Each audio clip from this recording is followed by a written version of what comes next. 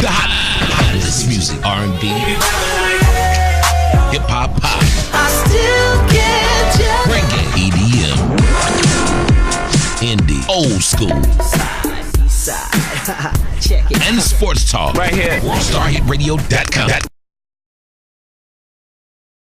The skinny girl. Hey, you know it is. Skinny girl. Okay, wait. Welcome to the Inspirational Lifestyle with Stacey J and Benny Pitts. Hey, it's Thursday.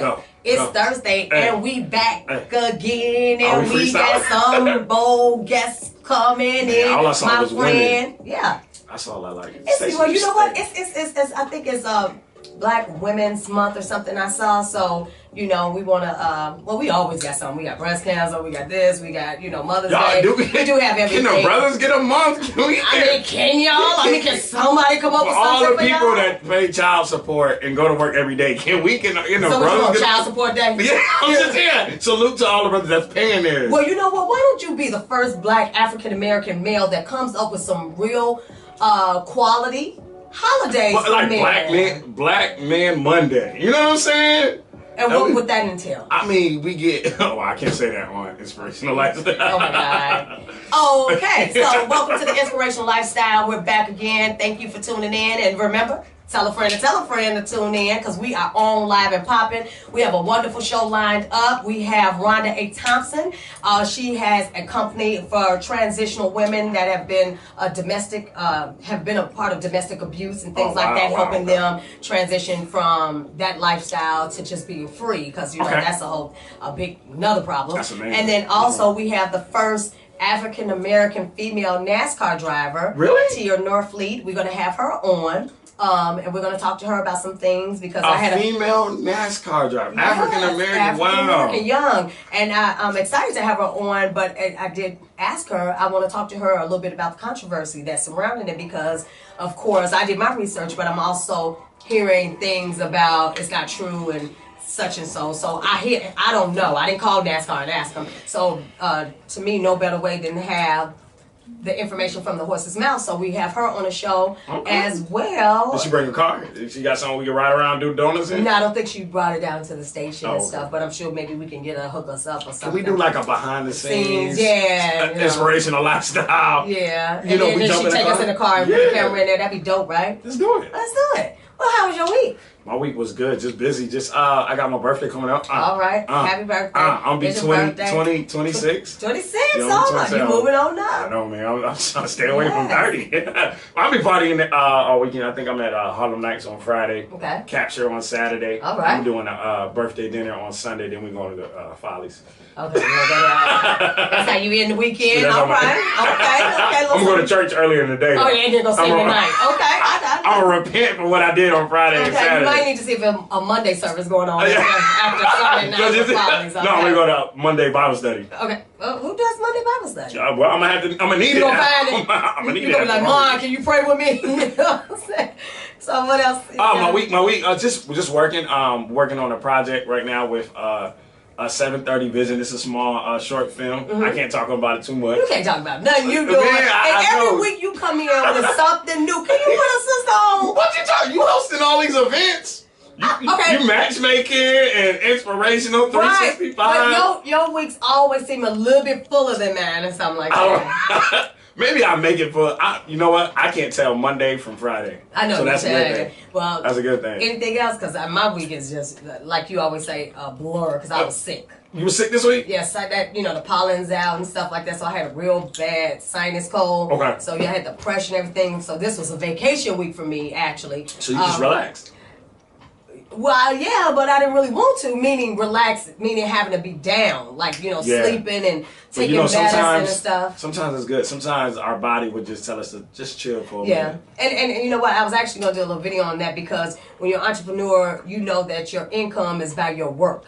So you're always moving and trying to make something happen, and then you kind of lose focus of really taking care of your body. So I did need to rest, but it was like I look forward to doing some walking around Stone Mountain, doing some other things. Wow. And so the week kind of got away from me. How's that? I mean, I went last week, but I wanted to do it this week and do some other things. But Monday, Tuesday, and yesterday was kind of heavy. I'm thinking about doing Stone Mountain Sunday morning on my birthday. Okay, church or Stone Mountain? Which one is it? So you just said church, so you're lying. You need church. Skip Stone Mountain. You can do that Monday through Friday. Okay. So yeah, my week I was down and then did a little work and stuff like that, and then let me see. Time jumped up, so now you see it's daylight, so we don't have the darkness going on, so I can appreciate that. Time goes faster, but it stays lighter longer, so. I know, I'll be missing that hour. I'll be sleeping. Yeah, but I like it being daylight, because when it goes back, about 5 o'clock it's dark. It's dark, yeah. So you like, really? See, I'm the person, I come alive in the nighttime. Okay, so you like a vampire? Yeah, man, I don't like the daytime. Oh, okay. You ain't gonna turn into nothing. No, I ain't gonna turn into nothing. You're just gonna poof. Unless you want me to. No. Oh my Jesus. So yeah, pretty bland.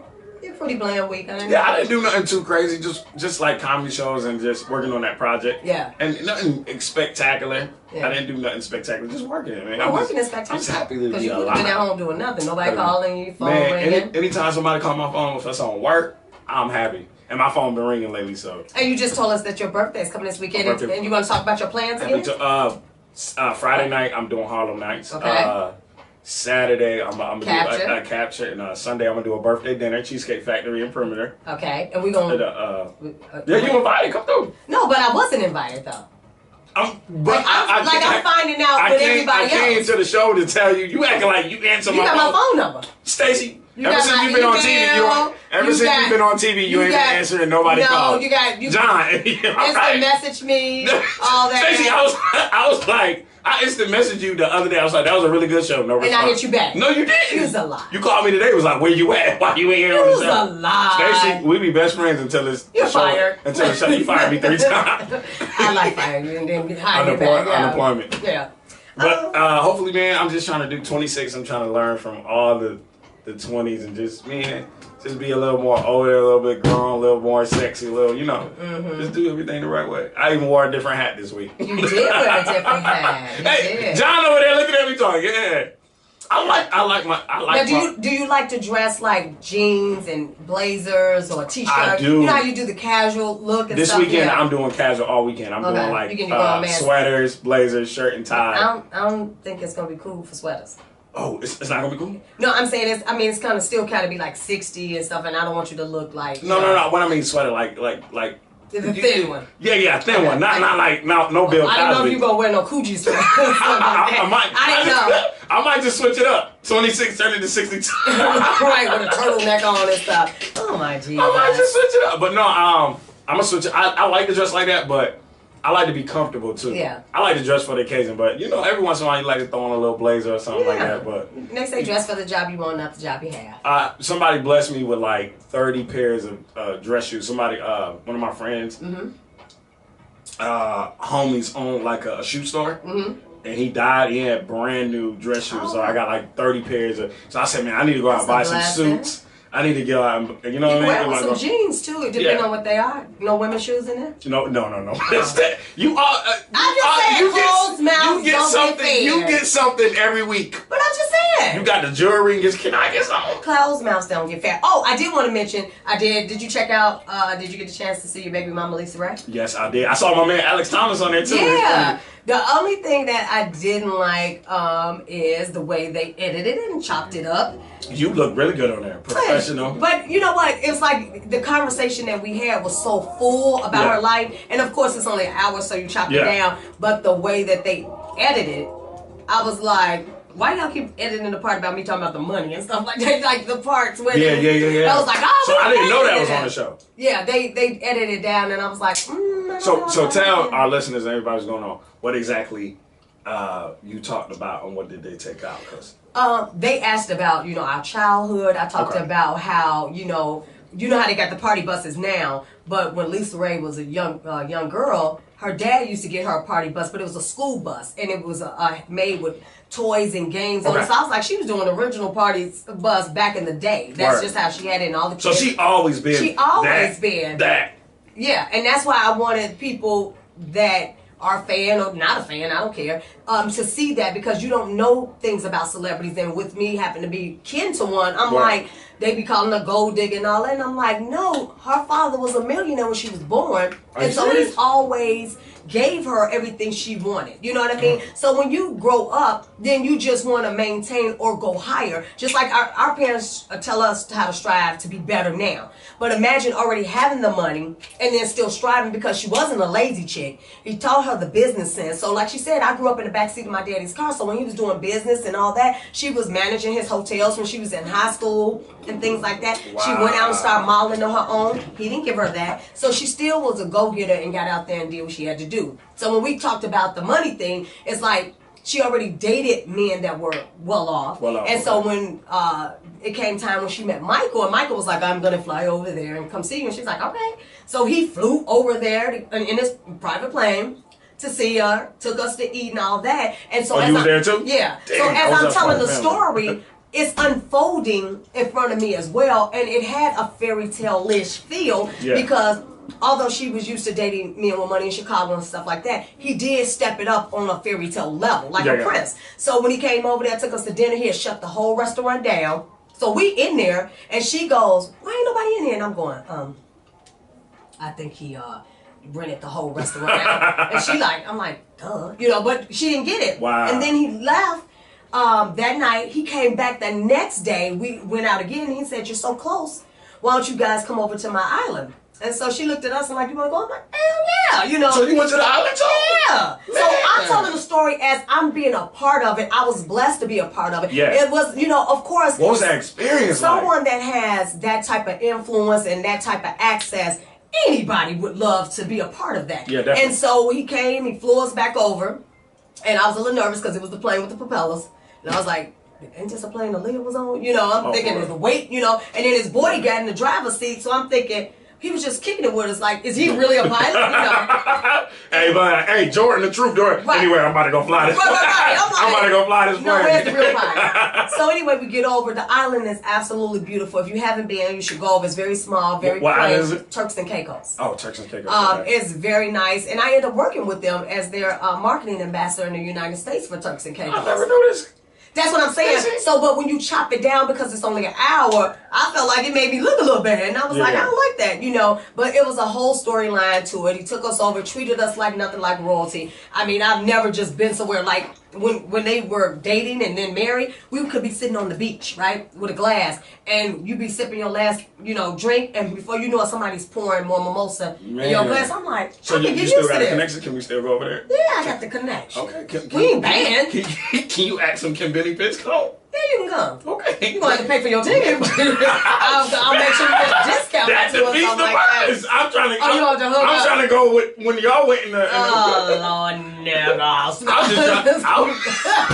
I'm just trying to come bring socks and underwear. That's it. Oh no, now you trying to do too much. You got to be dating somebody over there. Okay, so we're gonna take a break because we want to get into the show and we want to get our guests in here and talk to them, see if what they're offering and their service and their products can help someone that is watching or someone that you know. It's all about influence. It's all about inspiring, and that's what we're bringing to you. So our first guest, Rhonda A. Thompson, will be with us shortly, but we're going to take a quick break. We'll be right back. Who you texting? I don't see nobody. Right. So you just texting nobody? You know what? So nobody got you smiling like that. We're back and we're trying to figure out Facebook Live. Oh, is this it? Yes. Oh, no, got it. I'm trying to figure out why she got a black Okay, so screen. Periscope. I have I can't see Periscope. nothing. I'm not the greatest with Periscope. We're on. I'm trying to Facebook Live. I have more. Yeah. Let me see if people gonna watch me. Come on, go live. They will come. 2, 1. It takes a few I'm seconds. so excited about this, girl. We've been trying to figure this out for the longest. Let me see if I can make my phone stand up. See if anybody love me out there. We're back to the Inspirational Lifestyle with Stacey J and Benny Pitts on WorldStarHitRadio.com. And I like to say tell a friend to tune on in because we about to get it popping and talking about. That's not gonna work with the charger. You don't like that? It's on there. Don't move the table. It's a little crooked. But we in there. You ain't. You know. Hey. All of us in it. How do you know? Oh, I got one viewer. All of us in it. Thank you, one viewer. Okay, so I want you to give a round of applause for my guest, Rhonda A. Thompson, in the building. We don't have no fried chicken?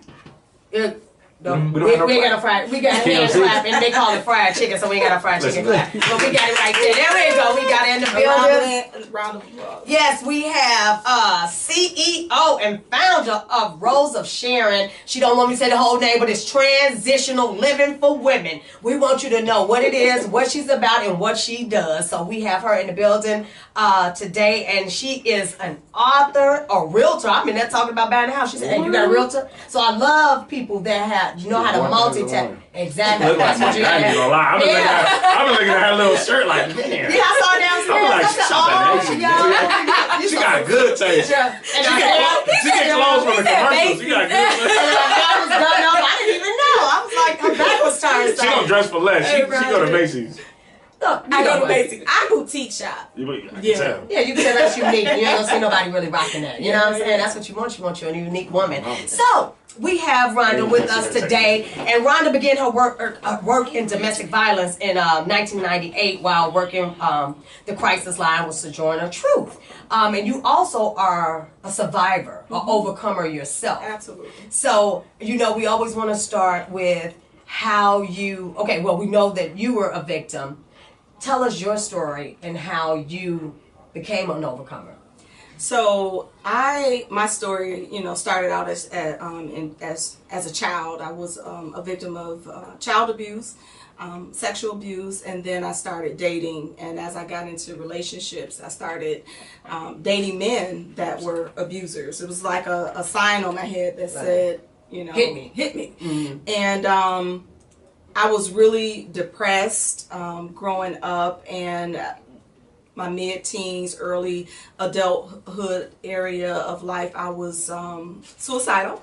So I attempted suicide 3 times. I was an alcoholic by the time I was 15. And the way that I became an overcomer was God found me. Yes. Picked me up, cleaned me off, gave me a new name. Absolutely. And you know what? And I think that's something I always wondered.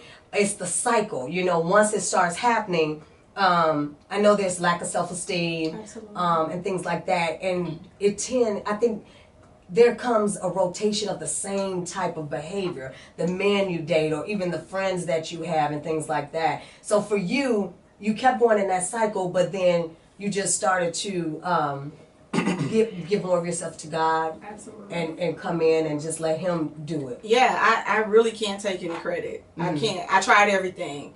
I when alcohol didn't work, I became a stripper. Oh. So I lived a double life, and I hid it from my family and friends, and I'm really just now starting to share that part of the story. Oh wow. So it was the most humiliating thing for me. I don't know about everybody else, but for me and my family, that wasn't the way to go. But I was just trying to mask the hurt and the pain because it was so deep, and the abuse just continued to happen and continued to happen. And I had no self-worth. I had no value.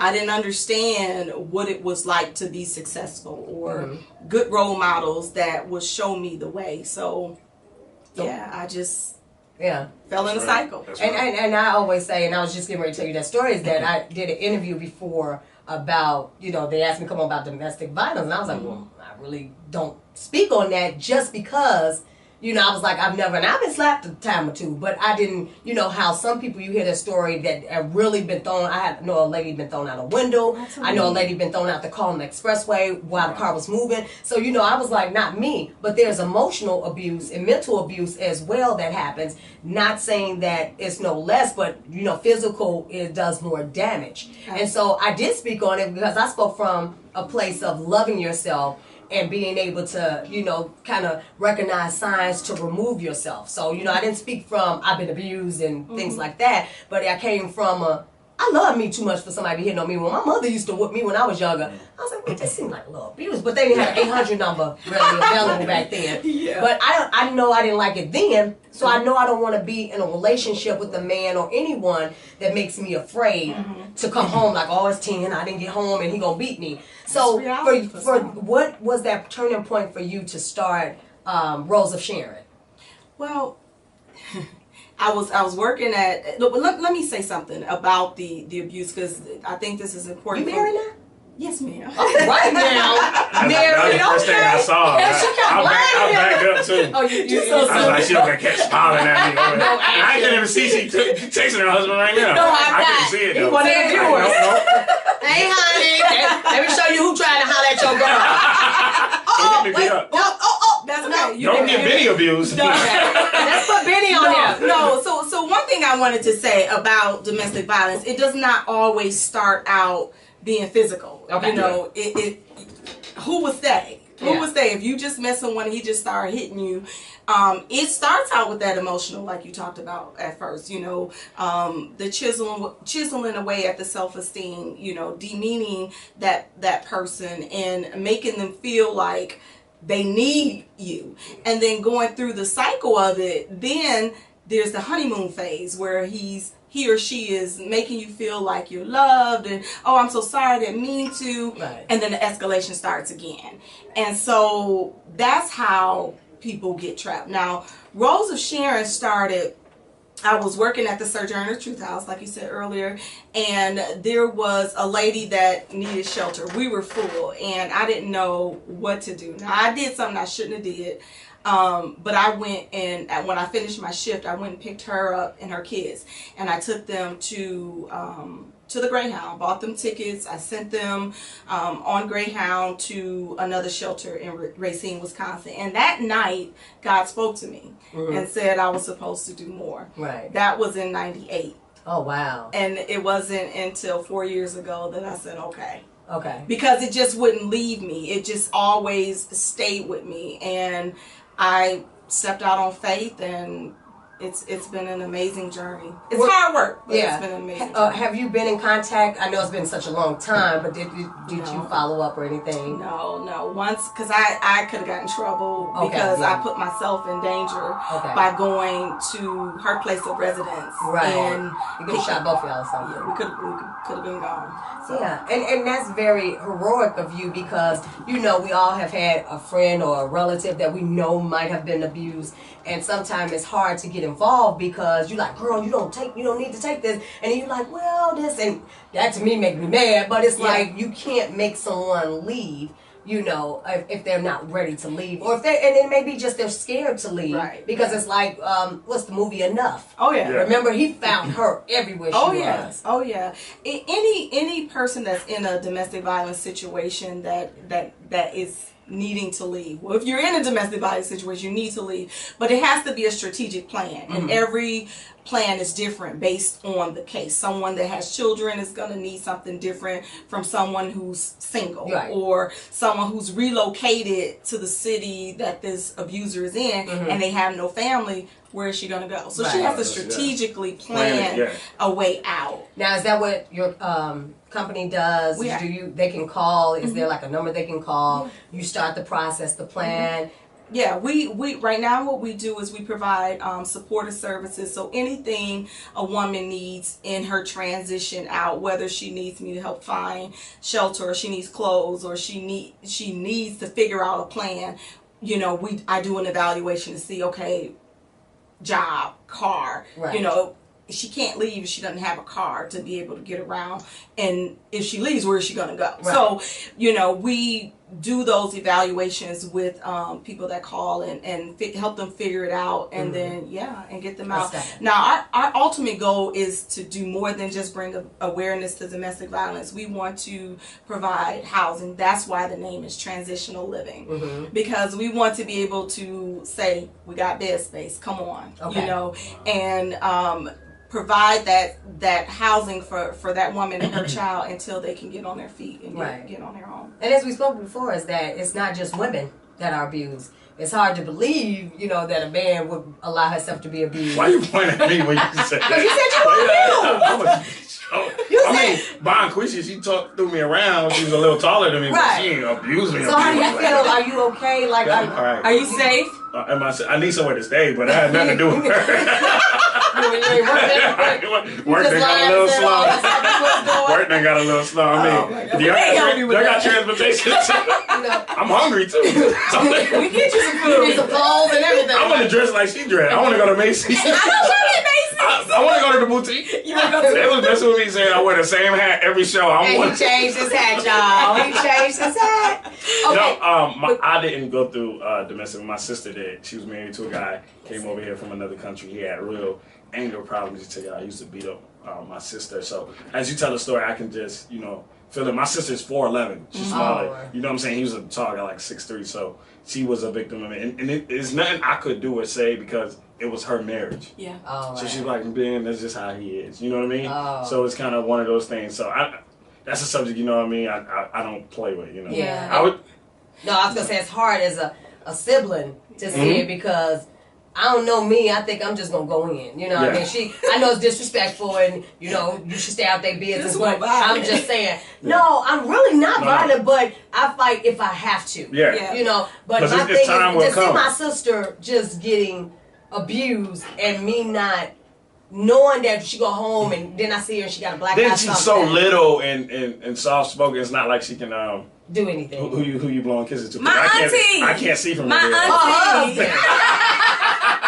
auntie. I can't see from over here. But you know what? You brought up an interesting point. It is hard for us to get involved when there's a marriage. Yeah. Because, we want to go by the Bible, but we ain't supposed to be abused. Yeah. So I don't care. Right. Yeah. If you married and your husband is abusing you or your wife is abusing you, you need to. I think God will understand if you walk away. Well, you know what? I think my position would be, if it's happening at home, I'm not there. I'm not there. If I'm seeing it and I'm talking to her and seeing how she's dealing with it or whatever, I'm going to be the support. But it's going to be hard for me to just be around you all the time and I'm seeing black eyes and bruises and things like that. It's just kind of hard. So you don't want to kick them to the curb because, it's like you getting beaten, you taking it and I can't take it. Yeah. But I don't know. That's a real touchy subject. You said something there, support.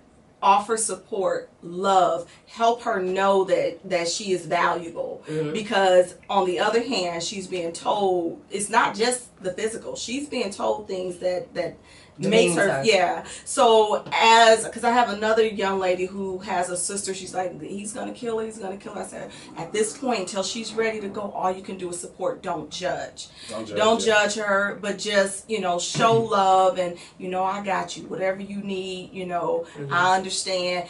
It's not saying you understand that she's staying, but you understand she has to make that decision. Because when statistics have shown that when victims leave, if there's not a strategic plan in place, they are at more risk because the last symptom of domestic violence is death. Yeah. Because you've said to your abuser, I'm taking back the power. I'm taking back my control. You can't have control over me, and the anger is up the roof. So, or watch enough. Yeah. Because Jennifer kept running. She didn't give in. She kept running until it was like, you know what? I'm not saying kill him. All I'm saying is you have to do what you have to do, especially when there's kids involved, because now that transfers to the kids. Absolutely. And now they may feel like it's okay to let the man beat you because my mama let him do it, and that's what a wife is supposed to do. Absolutely. The first time I ever saw domestic violence was on Jackson 5 when he slapped her and she said, I don't want you. I don't want you. I don't want you. You said Jackson 5? I said, Jackson 5 is a long movie. 3 hours. It's like 7 hours. Every time I watch Jackson 5, I have to clock in. Take a break, eat lunch and stuff. What's she doing? She's watching Jackson 5. Pretty much took the whole day. What you got going on? So silly. Now, have you had experience with, I know that it's a women's transitional, but have you received calls from men, or do you know any men cases where they needed help? Or I do know some cases where men have said they were abused. Mainly, the most recent one was a same-sex relationship. Yeah. So that's a whole nother dynamic that needs to be discussed. That's just like two chicks scrapping, all the time and stuff like. No, really, because two women. The whole relationship is abuse. If you ask me. I'm just saying is that with that, with women and how emotions run high, and cattiness and all that stuff, and then it's like just you think about two women. Do you see that a lot in same-sex relationships? I hear about it a lot. It's serious. Yeah, it's serious. I never thought about it like that. I have a friend who she's not quite ready to tell her story, but yes, she was a victim of domestic violence in a same-sex relationship. Like, it's traumatic for her. Wow. So it is serious. But yeah, so the current statistics is 85% men are women and 15% men. Now, I really believe that there are more men that have been abused. They just not telling. Yeah, it's a pride thing. I wonder how that goes, though. Like, I mean, no, what I'm saying is, I'm not being funny. I'm serious. I'm saying, when you think of, now I can see maybe an older man with a younger woman or something like, but I'm thinking a young, vibrant man with a woman, and she just beating him. Like, remember, it don't start off that way. It's the same cycle for everybody. No, that's true, but it starts like this too, and this is serious. You can have the guy that's really calm, and the woman keep hitting him, and it outrages the guy. Now he's hitting her. Now it becomes a normal thing. Yeah, because guys I'm not saying all women. You know, no, I do know some women they're provoking. With oscar women, you know what I'm saying? Talk down on the black dude. If he don't show his aggression, I have a friend. I'm not gonna say that was in a relationship right now. Let me get this case they No. Then he said it. No, and I'm being dead serious. Okay. That was never in an abusive relationship. He said, I never hit my girl. But his girl used to always talk to him, used to slap him across the face, or, you know, not like she just beating him up. Right. Just her hitting on him. He's like, until they got to a point where she was just verbally getting him and she slapped him, and he said he just blacked out. Yeah. Yeah. And I do know women personally that do that. They just always, just messing with the man and stuff like that because they know that he won't hit them until it gets to that point. Or they feel like that's their attention. Some women, that's how they feel loved, is for a man to shake them up or choke them or something. Serious story. Rest in peace, Katora Holloway. I had a second cousin. I went to her funeral in 2012. She died of domestic violence. She was stabbed 33 times from her husband. They had a date, just like it started off with just arguing, then the argument turned into hitting, and then hitting turned into, black eyes. And next thing you know, they went out to, they're supposed to celebrate their anniversary in Orlando. Next thing you know, I seen it on the news that she got stabbed 33 times. She had to have a closed casket funeral because they couldn't recognize her. That's how bad he stabbed her. Yeah, she stabbed, I don't want to give out the story because my cousin was watching there. They would get on me, you told the story wrong. I knew it was a back and forth thing, physical. Mm-hmm. He stabbed her 33 times. And she had to have a closed casket funeral because they couldn't recognize her. Yeah. So, and I've had men that say, teach the women not to provoke. If he wants to leave, if I want to leave, let me leave. Don't run to the door trying to stop me from leaving. One of my viewers said that she know a man like that. He doesn't want to hurt the woman. He said that the woman is taking advantage of. That he's not going to hit me back, but at some point he's like he said he's going to take so much after a while. And I think that sometimes people need to. That means you need to deal with yourself because there's some issues with you if you always feel like you got to provoke. But I know you're also an author. Yes. And you're a boss lady on the Move ambassador. Yes, ma'am. So tell us about all the other wonderful things you have going on. Oh, excuse me. So I am. My book should be released this summer. Yay! Chicken fried grease. Chicken fried grease. That's your book? No. No. So my book was chicken. I was like, that sounds good right there. You know what I'm talking about. That sounds good. So I'm really excited. This book, once again, like the organization, took a very long time to write. It is my life story. It is called Don't Spill the Tea. Okay. And it's my life story with a little poetry and some self-help guides for women empowerment. Oh. So I'm excited about that. I got my first draft of my cover yesterday, and I was like, excited. Yes, I was like, I want to complain about something. I sat there and I said, yes, I found something to complain about. Because it just felt like the cover was so right. Right. And I was like, no, it's too good to be true. Something's wrong. And I did kind of send it back. Oh my! I told you, women, that's easy. No, I don't. Well, I'm a perfectionist. You just too perfect. I'm a perfectionist. I want it to be right because everything about the cover, it means something to me. So when I really looked at it, it really was. You just gonna sweep me off my feet like that? Look, like that dot on that eye is not centered. It is not in the middle. I don't even like eyes. But I know what you mean because when my son was creating my logo for my Live 365 Empowerment Tour, he sent me two. Yeah. And so when they first popped up, it was like, that's it. You know what I mean? First see it. When I saw it, and then, you know, you do kind of look and say, should this be this? But it was so, the feeling that I got when I saw it, I said, don't change anything because now you might mess it up. But like you said, you know what you want, and that's important to you. So, but I'm excited for you. Thank you. It's a great accomplishment. It's been a very long time, and what I found that, you know, in telling my story and being a voice for the voiceless and those that can't speak and those that are still afraid to speak, that it pulls from my own supply. You know, it pulls from what I've been through, things that I've forgotten about, and I'm like, oh, I'm typing it, and I'm like, wow, I don't remember that. And you know, so it's bringing things up, and I'm careful not to be re-victimized as I'm writing, you know, and but I think it's going to bless a lot of people. So I want to ask you a question, and if you don't want to answer that. So when you mentioned when you were a child and there was abuse, and was it a family member? I'm not asking who. So when it's a family member, have you ever confronted them? Yes, I went to both of my abusers and told them I forgive them.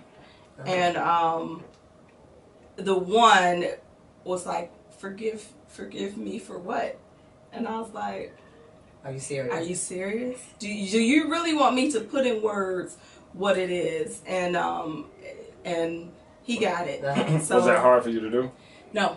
Really? Mm-mm. You filled with despair. Yeah, I was. Were you like, now was this like years like you were adult? Yeah. Okay. Yeah. So you had the healing and all that. And but remember, I had so many masks that I put on throughout my adolescent, my early adulthood, and then I was in abusive relationships. So these were just constant stuff compiling on top of each other.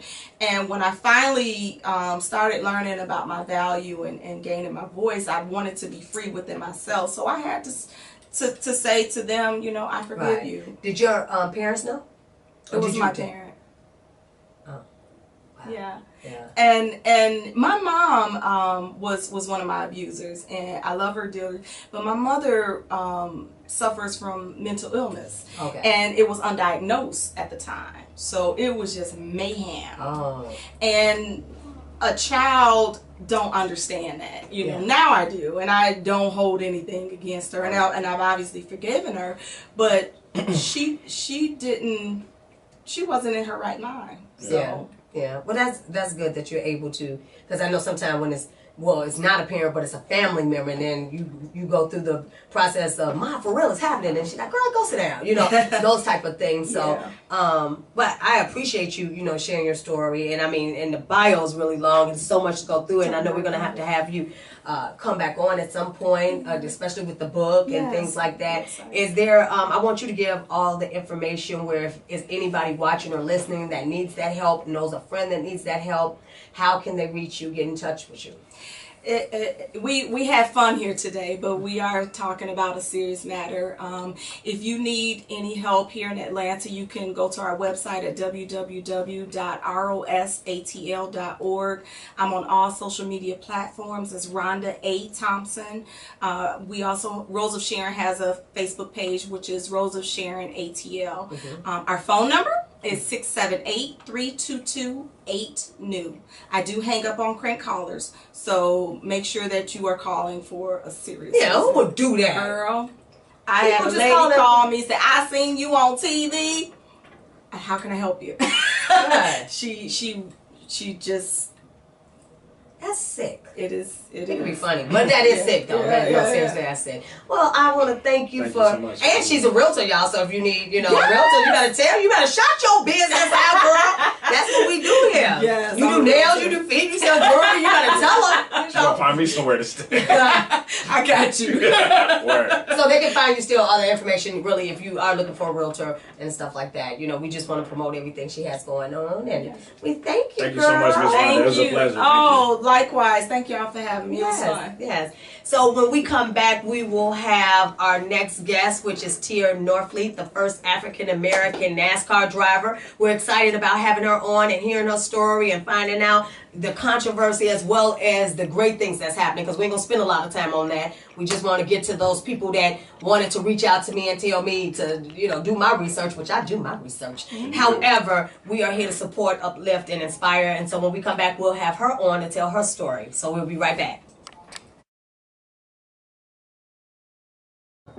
First female. And we're back. This is the Inspirational Lifestyle with Stacey J and Benny Pitts. And we're here at WorldStarHitRadio.com. And you know we don't get down like that. I want you to give a warm applause.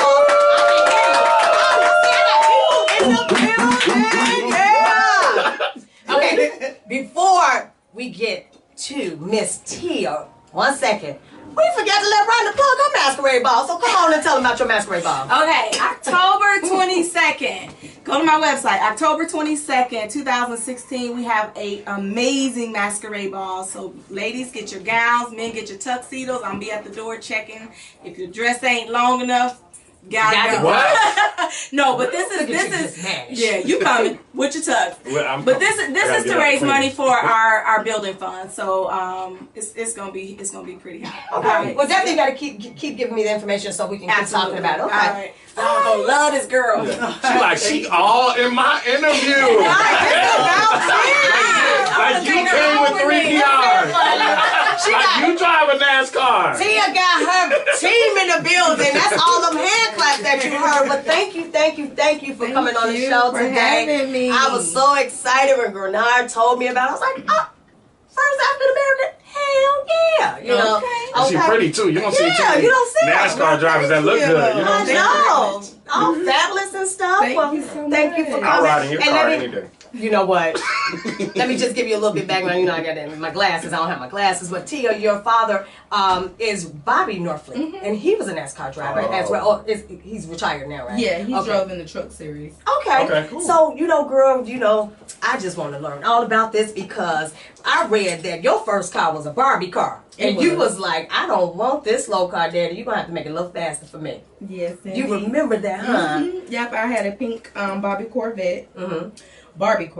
And he actually took the regular battery that came in it, and he put a motorcycle battery in it.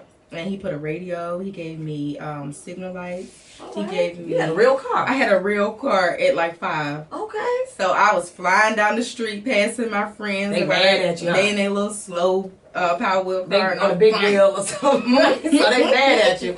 Okay. So did you know then? Is that where you kind of got that feel for what they call the need for speed? I like this feeling driving, or was it that you were watching your father as you were growing up and you're like, I want to be like Daddy? I think it was more of me watching my father.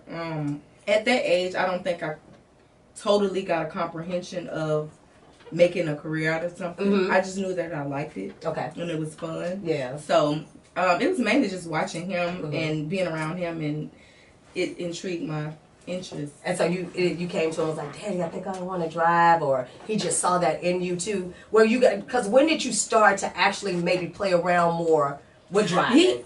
My dad had me driving at like 6, 7 years old. Really? I would drive home because I was in karate. So if I would win the match, he would let me drive, and that was his bribe for me. Like, Tia, you win this match, I'm gonna let you drive home. And I actually drove into the porch one day, but that's a whole nother story. And he was like, "That's okay, baby. Just we're gonna have to teach you how not to get into the porch, right?" Right. That's really awesome because you're beautiful, and then those are sometimes some of the what do you call it? The jobs that you think that men, would do. You in karate, and I know there's girls in karate, but that's kind of more of you put your sons in, and then with driving, it's like, of course, as teens, we always can't wait to drive, but at that young age to be able to have that experience, because parents ain't letting you get in the car. You almost 20 before they let you get in the car, so to be able to do that is really exceptional. But let me ask you, let's move forward too, because I want to ask this question. I want to move on because, as I told people earlier, we don't talk about negativity here. We talk about positivity. So I know there was a little controversy with, yes, she is with NASCAR. She's licensed. She's not. I just want to let's set the record straight, because what I know and what I've seen and who I've talked to the team, I've got the information. But I just want to let people that was on my page and saying things like that know what the real deal is. There's always somebody out there with something to say that knows the least about the situation. She told you. She told you. She told you. Okay. It's always a critic. mess. And that's why you're a critic, because you're just supposed to talk about what you're supposed to talk about. Wait. Okay. There's a... And I had to bring this because I mean it's not everything, but it's some things. These are from Brian France, which is the owner and CEO of NASCAR. She told you. I have the first African American NASCAR driver on my show, and we have proof. We should have did this on Black History And Month. these are my license. Wow. Signed by Brian France. How many licenses are those? These are actually 4, and I'm this is when the 2013 is when the whole drama came about. People were saying that I didn't have a license, and these are signed by Brian France. This is not a membership license. This is a license for competition. Wow. And it's a Division 1 license. And what a lot of people don't understand about the business, in order for me to move up, I have to have a sponsor, because unlike any other sport, I have to pay for everything. I have to pay to practice. I have to pay to do anything. So in order for me to move up from Division 1, I have to have a sponsor. And I'm going to just keep it real. All right now, like real stuff. She got 4 licenses. I don't even got 1. Right. No, for real. You know, my career was pretty much sabotaged. And because... And it's sad to say, but because of the color of my skin, and the saddest part about it, the person that sabotaged my career was a person of color. And they worked in NASCAR, and they no longer work there because God is good. And all the time. Karma is, you already know what it is. But yeah, again, I just have to bring this. I just received this just recently. This is my 2016 application for, could you read that for me? Okay, let me read that. At the top right there. The 2016 NASCAR Competition Membership and License Application, NASCAR K&N Pro and Wheeling Touring Series. Yeah, so they were trying to say that I bought my license. Just like Danica buys hers, Jeff buys his, just like with the state issued license. You have to pass the test, and once you pass the test, what do you have to do? You have to pay for your license. Right. So it's not something that you can just go out and buy. They don't send this to everybody. So let me ask you this, because you know I don't really know. This was my first time really kind of doing a little research, the little bit I was able to do, because I don't know about it. I've seen the sport. I've been to one. I think it's exciting, and I'd be on the bite my nails like, oh, they're gonna hit that wall. But my thing is, do you have to what am I trying to say? Race a certain. What is that? That ain't mine. That's her mom.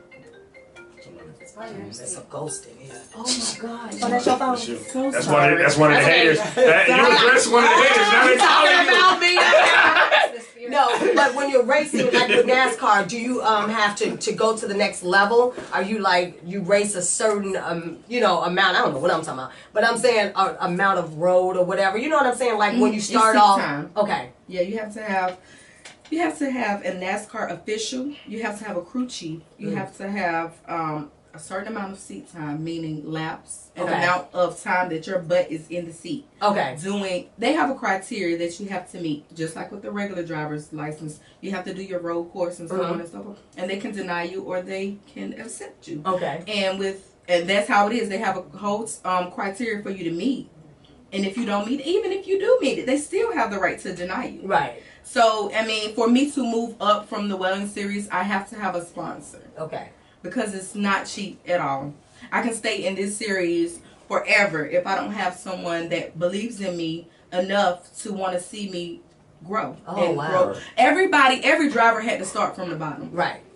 Whether you believe it or not. You have to start from the bottom and work your way up to the top. I don't want any shortcuts. They're already trying to tear me down. Right. So I'm trying to go by the book. Right, right. You know, and for them to say some of the things that they've said is just ridiculous, and I'm tired of it because it's 3 years later and I'm still defending myself over something that was not true. Right. Wow. And that's what when I did my research, because I'm looking at the gas and things like that. And I saw it was 2013. I asked Mimi, I said, I just saw this. I'm just asking because either way you was coming on the show. You know what I mean? I mean, it's just crazy because one site wrote up an article in the biggest, the New York Times, and every other site just picked it up without doing any due diligence. without doing any fact checking.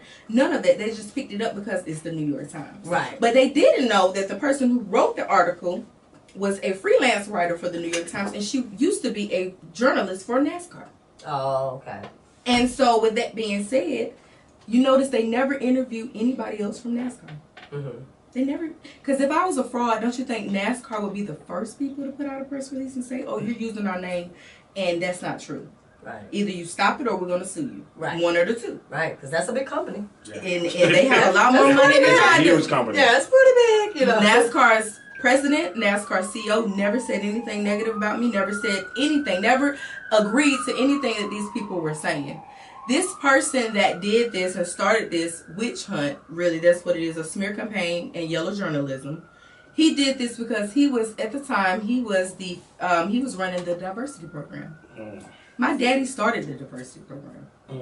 They took it and did whatever they wanted to do with it. And because I wouldn't be a puppet, and I wouldn't go by doing things that the way they wanted me to do it, they said, okay, well, we're going to stop you. If you can't come through the diversity program, then you don't need to be in it at all. But why? Danica didn't go through the diversity program. Why should I? Because the diversity program is a joke. We're going to keep it real. No, not one driver out of the diversity program has been successful. It's a token to keep people quiet because they want to ask questions. Well, why isn't there diversity in NASCAR? Okay, here we go. Let's throw this diversity program up. We're not going to do anything with the drivers. At that time, I had no budget. They had $14 million budget. I had more fans than all of their drivers put together. Mm-hmm. So did you say your dad started the diversity program? I can't remember the exact year, he sued NASCAR because they took $250,000 from him and refused to let him race at a racetrack. Mm-hmm. He paid for it and everything, and they refused to let him race. And he pulled out the handbook and said, why can't I race? They couldn't tell him why. Mm-hmm. So when he started the program, did they change it? Or is that what happened? Their promise was it'll never happen again. They gave him his money back, and they said, we'll start a diversity initiative on your behalf because of you. Oh, okay. So they started because of him. Okay. Yeah, no, I misworded it. Okay. He didn't actually physically, I started this. But no, it was because of the situation. Okay. They started it because there was not many minorities in NASCAR. Okay. Yeah, so, I mean, long story short, when it comes to the politics, we know how that could be. It's about who's going to make the most money. And if me doing what I'm doing is historic. So if you're running a diversity program and I'm diversity and I'm not coming through you and you're getting $14 million a year and I'm getting no $1 million a year and I'm making a bigger impact than you, that's a slap in your face. Right. And then you can't control me, you can't make money off of me.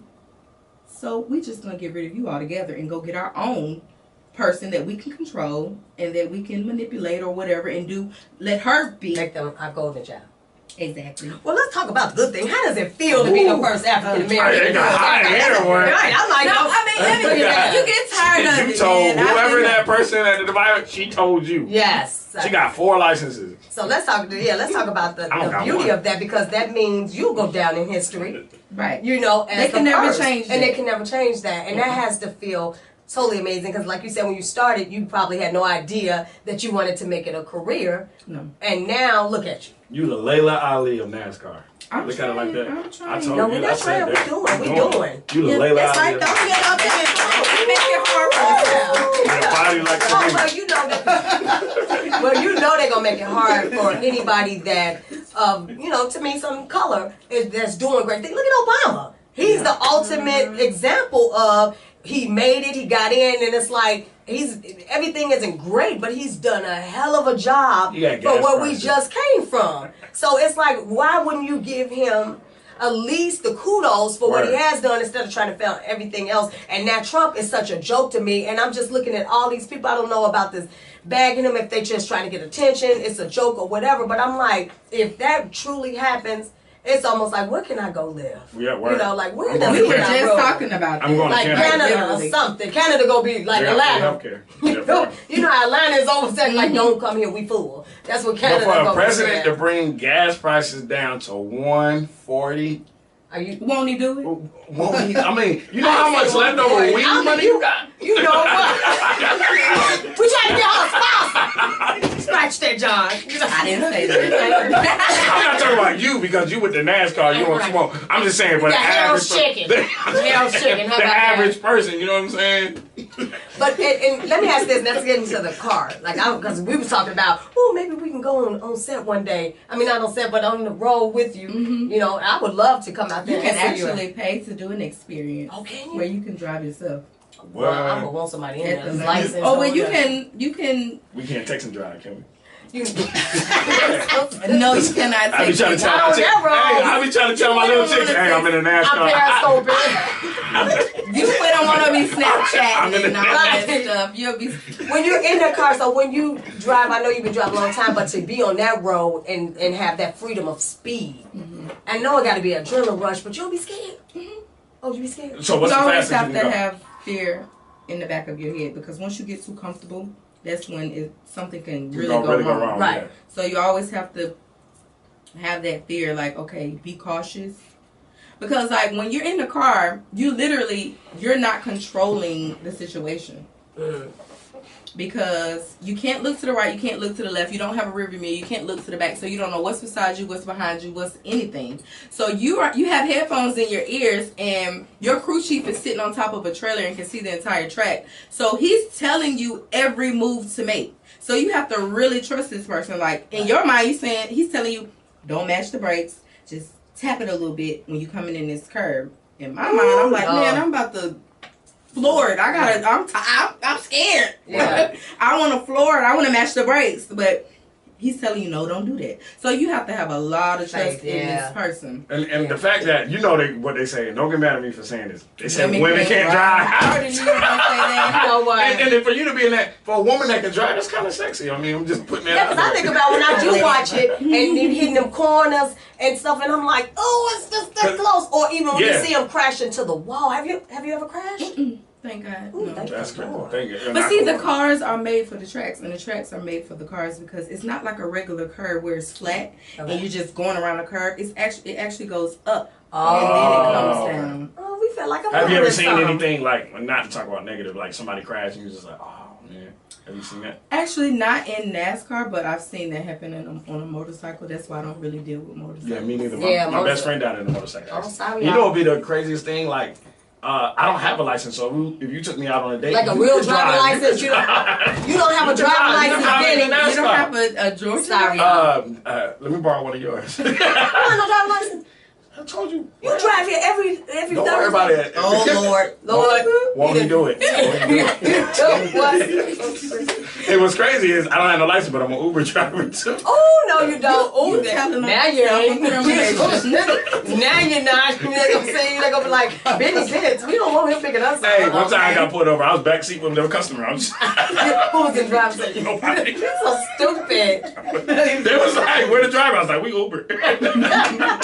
You're so silly. So what else do you have going on? Any other projects or anything else that you're working on? Or? Yes, at the moment, my team is keeping me working. All right, team. Let me show y'all her team now. She got a fabulous team, too. Look at that team. Hey. But yeah. and it's diverse. Yes, yes. That's right. She diverted. It looks And they all got on braids and St. Patty's Day. She created the diverse. Yes. Yes. So anyway, She got the so good you credit. busy. That's what she the PR deal with with the him. good. I can't deal with Yeah, him. because I would love to see you do more. I'm sure there's things in the works, but you know when Grenard told me about it, I was like, well, wait a minute, I ain't heard about this. So I felt a little left out. But now that I know anything we can do to support, because this is definitely history, you should be doing a whole lot of stuff. Yeah, with everything that happened right now, we're in the process of rebranding and relaunching, but we're working and we're moving fast because it's all about God's timing and what Exactly. He has for me. No man can take it away. Right. It may not happen right then, but it will happen because it's His purpose and His will for me. Yeah. Because I know it's bigger than me. Yes, yes. It's way bigger than me. Yes. With that being said, we're working with the Browner Brothers. Okay. I'm the face of their hair care product, New Expressions. Okay. We have a lot of different things going on. We're just working. I know. We're trying I'm to get on this track. I know Mimi get working. this Mimi was sponsorship sending me money. stuff like this, and we got our stuff. And I said, okay, Mimi, then I'll see you Thursday. So that's really good because this is something that a story that needs to be told and seen as it, manifests, is because like we always say about the show, it's about highlighting what we call silent giants and people that do have a platform. Celebrities come too, but my love is silent giants, people that don't really have a platform or that you haven't heard, because this is new to me, but I was honored. I was like, yeah, that's a little history on my little radio show. So I know about God's timing. The first exclusive. That's right. I got the first exclusive. She bought the book, the whole book. That's right. She said she that's how you shut people down. You like, what? And they're still gonna have something to say, but it is what it is. But you know what? If you ain't got no haters, you ain't popping. Yeah. You doing something big, you change it. Hey, I told you the diverse program. In the legacy of your dad, the diverse program. She's like, I need to PR with good credit, and she just walked through the door. And now, if she got bad credit, y'all in bad shape, because a white woman with bad credit, that's a catch-22. You know what? Stupid. How do you like with bad credit? You don't want bad credit. Oh my God. So crazy. That should be like against the law. You were right, Stacey. I told you he's crazy, right? He's crazy.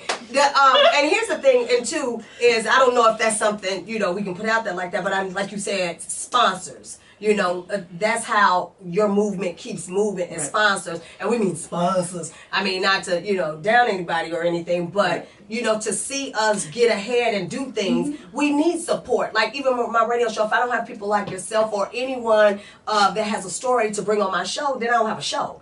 And that's why I look for quality than quantity. You know what I mean? I don't need to have everybody know this celebrity, because we see them all the time. I know what Kim K is doing. Right. I know Kanye didn't spazzed out. Too much what about the people that are doing things that are behind the scenes or that have a product, service, and a story to share with people? Because there's somebody going, I used to want to drive NASCAR, but I didn't know black people could. Now, or women, you're the face, or women. And then there's the face there going, oh my God, if she did it, I can do it, or I can work towards that. And that's what it's about. I'm just trying to enlighten our culture about something, that they may not be aware of, because there's so many ways to be successful, and I'm glad my father taught me that you don't have to be a video vixen, which I'm not knocking those. Right. But you don't have to be that. Like, I didn't have to be a driver. I could have been an engineer. I could have been a manager or whatever, but he showed me a different way, and for me, I'm trying to show that to not only black people, because everybody. You could be, because the urban community is no longer black. Right. Yeah. It's a melting pot of so many different, so many NASCAR. Because I know real NASCAR fans, they're not going to be my fans. Right. I want to bring my own fan base to NASCAR. Right. I want to bring my urban culture, the people that, support me 100%, and bring them to it and enlighten them about this culture. On a serious note, one thing I appreciate is anybody that makes a breakthrough. Seriously. From Rosa Parks to you being the first, like you said, not the first African American, but a female NASCAR. But expect the haters. First black woman. No. But expect haters, because what you're doing is not normal. It's out of the average. So expect people to be like, nah, that's not. And people real. that can't understand, because when you do something great, because they don't understand it. Right. But my mom always said that when the devil sees greatness, that's when it's his time to attack. Right. So evidently, they saw greatness in me. So whenever something's going right, it's like the devil, like, oh, I got to get busy because she's getting ahead, And that's why I recognize in that anybody that does something really great, like he said, if you don't have haters, then it's like, oh, wait a minute, I need to do something bigger than you. And the timing is really so important, because for me, like when we talk about the show, is like, for me, I'm in my 40s. So I found my purpose. I know this is what I'm supposed to do. So, but for a moment, I was like, well, God, why so late? You know what I mean? That's when you kind of question it, but then it's like, I can almost hear him going, this is the time I say it. And it's like, okay, then let's do it. So it's never too late to be 40, 50, 60, to make an impact in this world, because there's always generations after us. It's about what's the legacy that you're going to leave. So for what you're doing, there's little girls, Hispanic, whoever saying, I can do this. Yeah. And when it comes to timing, it's important, because a lot of times it's a lesson in there. Because with me, with this whole situation, it bothered me so bad, because I'm passionate about this, and I done nothing wrong to anybody to be treated the way I was. You know what I'm saying? For them to tear me down about certain things in my past that happened before I was ever even in NASCAR, okay, that's cool. But everybody has a past, and basically what they were trying to tell me is I can't be successful because I have a past. But if y'all want to talk about past in NASCAR, come on, that's crazy. Politicians, I know they ain't talking. They got Are you the worst serious? ass. Look at Trump, and then his wife. You know, they pulled out that picture of her versus Michelle Obama. You know how Michelle dresses, Right? And then she on the plane, she looked great, but it's like, okay, we know there's a certain type of criteria in a sense for a first lady, but I love Michelle broke it because remember they didn't wear their arms out. They had those old long 3/4 length coats. Michelle been killing it all 8 out like years. I'm gonna put my arms out. I work hard to get my arms like this, so you know. and my best friend Johnny Wright does her hair. So it's like he made history because now you're doing the first black president's wife's hair for the 8-year term. Breaking barriers. So you know, so you can't down. You know, people may want to say to him, it's like, "I'll use the hairstylist. I was the hairstylist for the FLOTUS. Yeah. I just wasn't the hairstyle for Keisha. Yeah. I was Like, the hairstyle for the first black president." Yeah. In the, you know First what I'm saying? lady. The person that sold Rosa Parks, she was probably more famous than Rosa Parks. You know what you know. But I sold her to He's somewhere right now on the corner. Like I sold with no teeth, but I sold her to You know what? I I can't. sold her to He's so stupid. Look at you knocking my people down. See, this is what I have to deal with, y'all. So, yeah, I'm really in awe. I'm really in awe, and I am so keep going, keep happy. driving, keep doing your thing. You got, like If you you said, knock my people down one more like you time, said, what God got for you, nobody can stop you. See? And plus, when you go on 100-something miles an hour, we can't stop you. No.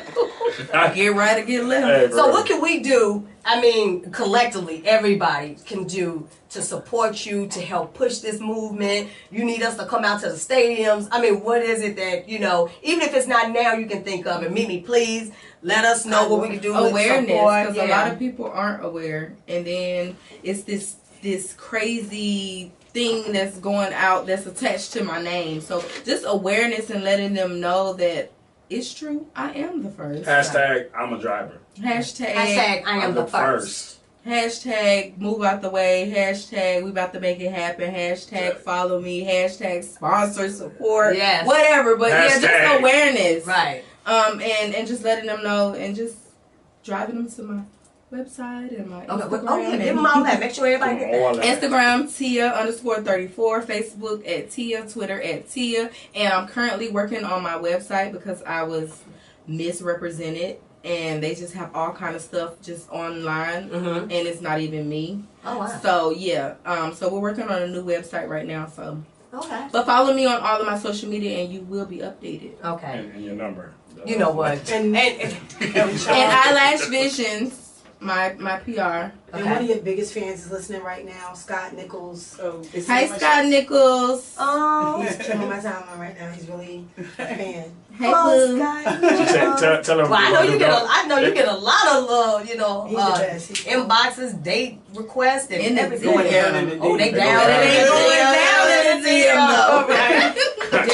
She Yeah, gonna we send gotta him a be careful. Snapchat of a car. I was You staring know, with like him. send me yours. It's like damn. Of a motor. Snapchat your helmet. Right. Girl, that look like a steering wheel. You're so silly. But yeah, we definitely want to support people because this is all what the inspirational lifestyle is about. Whatever your dreams, and this our inspirational moment. We're gonna get everybody's, social media and all that as we normally do. But I got the inspirational moment. You can have to sit this one out. I want to say is that it's so important to support because just with this instance with her, she's doing what she loves. She's not hurting nobody and doing anything. And there's people that are so evil and vindictive and are behind the scenes trying to devour and detour you from what God has for you. But when people realize there's nothing that you can do when God has you in his path, when he has what he has for you, nothing they can do. You may think you prolong it, but you ain't really prolonging it. God already said it's going to be a year from now or it's going to be 2 years from now. So if we stop hating and stop trying to badmouth people and do more supporting, you don't know your blessing could be within her blessing because all of our destiny is connected to somebody else. So what I'm doing, someone else is going to be able to prosper from. My kids, my cousins, people I don't know. So that is why I do what I do. And that's why I'm passionate about it because as I grow as a woman, as a mother, and as a citizen, I'm learning to do more for not only your community. I may not have no money to give you, but I may have some knowledge to give you. I may be able to hook you up with a team that can give you that. It's not always about money. It's about resources. It's about knowledge, and it's about information. So if we just start to really support each other, and if you don't like them, don't support them. Just don't say nothing, though. Don't come out saying nothing and you don't know nothing about nobody. Because I was just saying, my cousin is Lisa Ray, and we just did her being on Century. And I was saying how people, I told them, I posted it just like this. For Lisa Ray fans and for Lisa Ray haters. For those who care and for those who may not care. If you want to know some of the real things about her, tune in. Because the media feeds you what they want you to know. So they telling you that this person is this, they'll go digger, they a slut, they this and that. But then when you hear their story, you can't deny them. Well, if I tell you I'm black, you can't tell me I'm not. You know what I mean? So we got to stop paying so much attention to the media. And if you want to really know that bad, call a team. Ask the team or something. Don't get it from a second and third hand source. And I'm out. Okay, well, you can follow me. Hashtag God got me.